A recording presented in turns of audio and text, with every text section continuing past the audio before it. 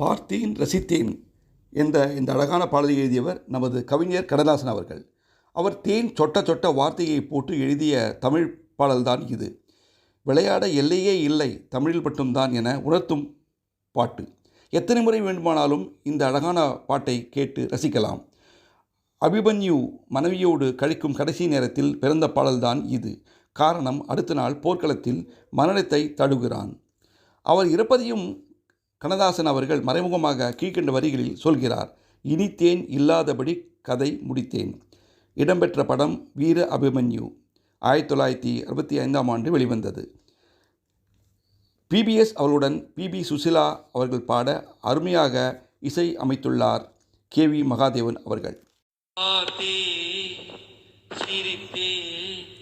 பக்கத்தில் அழைத்தேன், அன்று உனைத்தேன் என நான் நினைத்தேன்.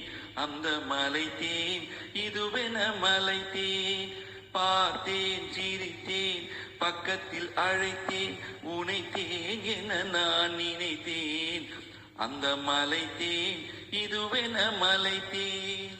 பார்த்தேன், சிரித்தேன், பக்கம் வர துடித்தேன்.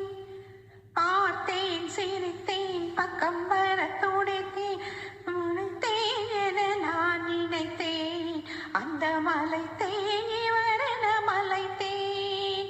பார்த்தேன், சிரித்தேன், பக்கம் வர துடித்தேன். உனைத்தேன் என நான் நினைத்தேன். அந்த மலைத்தேன் இவரென மலைத்தேன். குடித்தேன் இனி எங்கள் குடித்தேன் என ஒரு படித்தேன், பார்வையில் குடித்தேன். குடித்தேன் இனி எங்கள் குடித்தேன் என ஒரு படித்தேன், பார்வையில் குடித்தேன். துளித்தேன் சிந்தாமல் கழித்தேன், ஒரு துளித்தேன் சிந்தாமல் கழித்தேன். கைகளில் அணைத்தேன், அழகினை ரசித்தேன்.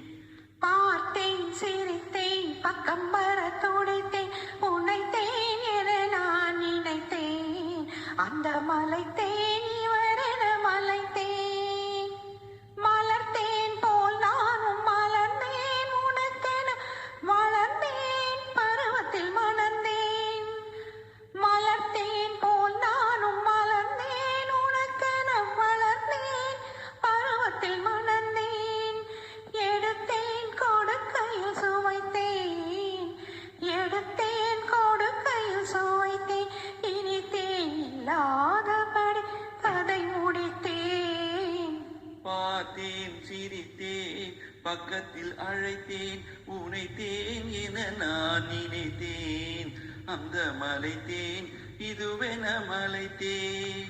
பார்த்தேன், சிரித்தேன், பக்கம் வர துடித்தேன். உனைத்தேன் என நான் நினைத்தேன். அந்த மலைத்தேன் இவரென மலைத்தேன்.